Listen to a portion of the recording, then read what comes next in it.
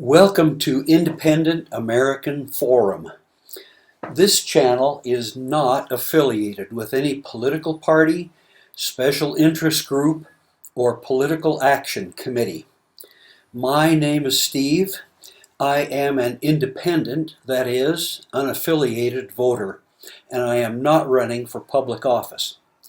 I am making these videos because I love our constitutional republic, and I believe the United States Constitution is currently hanging, as it were, by a single thread.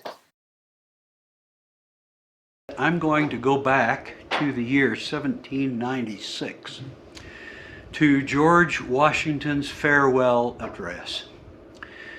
President Washington had served almost 8 years, 2 terms, and he wrote to his friends, the American people, to tell them what things he was worried about and what things were threatening Republican liberty, as his words, not mine. Now, in 1796, there were 2 political parties. The first was called the Federalist Party, and it was headed by Alexander Hamilton, who was serving in Washington's administration as Secretary of the Treasury. The other party was called the Democratic Republicans, and it was not yet headed by Thomas Jefferson, but would shortly come to be headed by Thomas Jefferson. Now, in his farewell address, I'm going to list the things that he talked about. Somebody else may list them slightly differently than I do, but this is the way I see it. First of all, he talks about threats to Republican liberty. And the very first one that he mentions is disunity among the states. I submit to you that there are people today who are deliberately sowing disunity among the states. And he also says that the United States of America is under attack by enemies of America, both foreign and domestic. And I submit to you that that's still true. 3, he said, be suspicious of anyone who seeks to abandon the Union. Well, that was prophetic, because in just a few years we had a civil war by people who wanted to abandon the Union. And this wasn't a case that the United States was imposing government on the Confederacy. Those states who seceded from the Union had participated fully in writing and establishing the Constitution, and then later they wanted to abandon it, which I think is kind of hypocritical. Number 4, he said, it is necessary to place our identity as Americans above any loyalty to state, city, or region. He went on to expand on that idea. He said, as Americans, our differences are slight. And I think the way we would say that today is our differences are much less than our similarities and much less than our common interests. He then goes on to give examples of the benefits of union, such as free trade up and down the Mississippi River and so forth. And then he says, is point number 7 in my list here, question the ulterior motives of any person or group who argues that the U.S. is too big to be governed as a republic.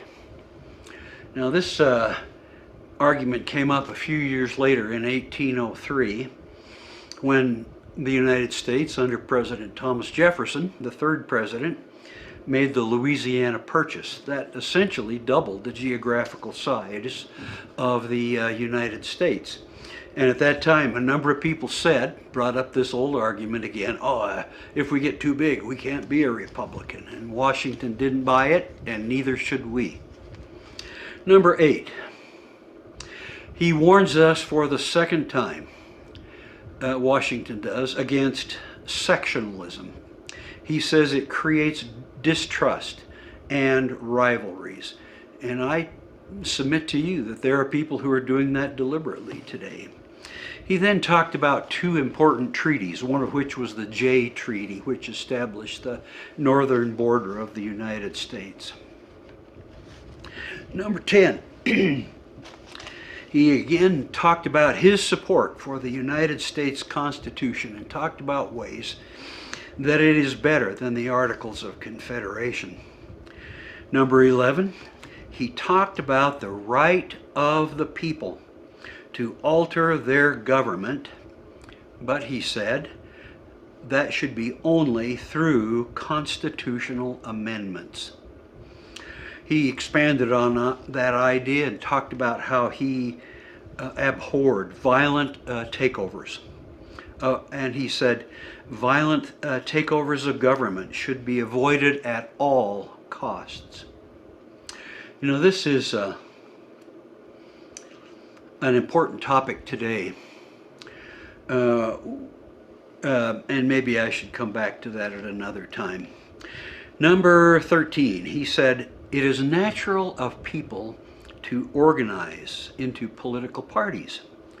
But, he said, every government ever has come to recognize one or more political parties as the enemy and have sought to repress them.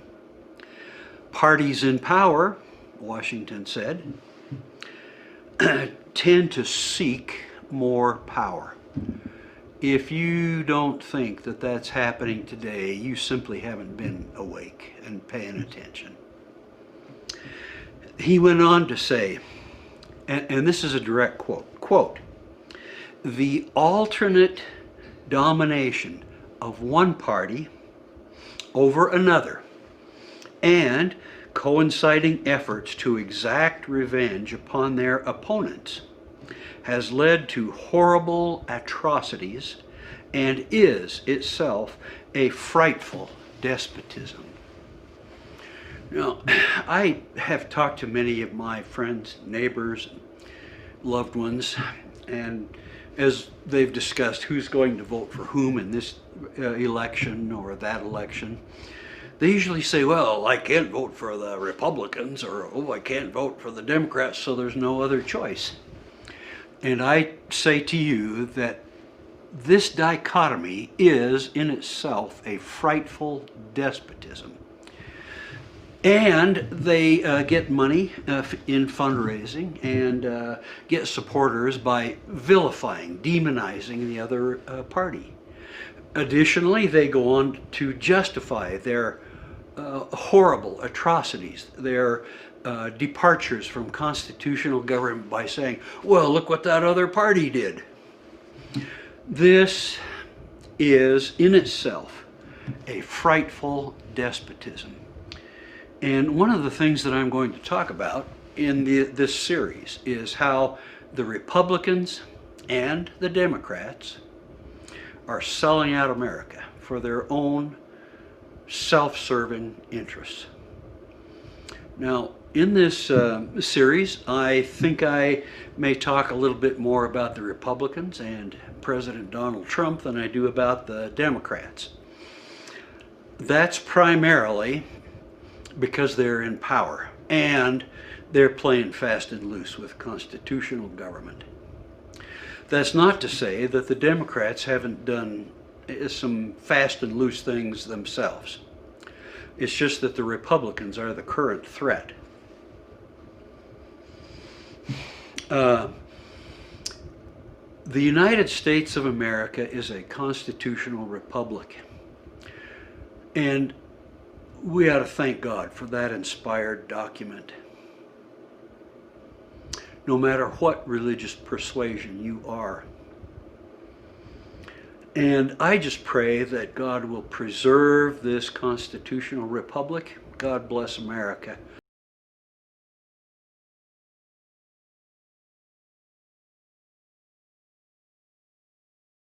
You are invited to join this cause, the cause of saving our democratic republic and the United States Constitution. You can send your comments and suggestions to independentsteve1776 Independent Steve 1776 is all written as one word. You can also send me a link to a video you have made and let me know if you are interested in airing it on this channel. All videos on this channel must be well thought out and well documented. No propaganda or undocumented conspiracy theories. Thank you.